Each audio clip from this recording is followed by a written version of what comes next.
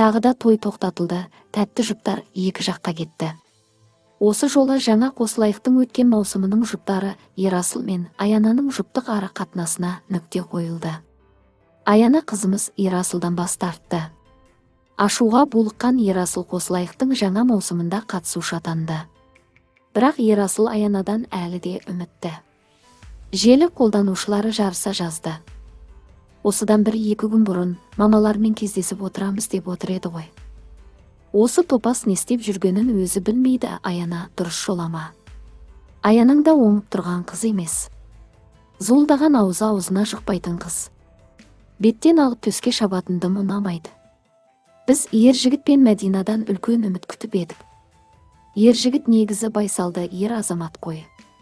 Ерасыл семіріп алыпты, халық сендерді қайтеді.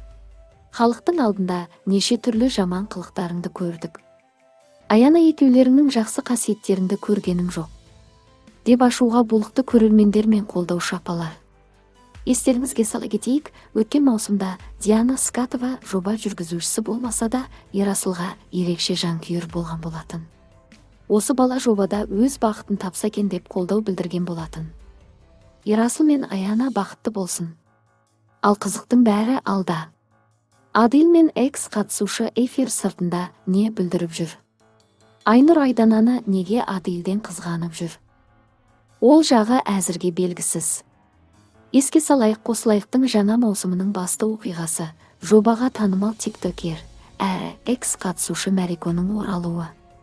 Жаңа маусым жаңа жұптарға толы болсын. Студия төрінде той көп болсын.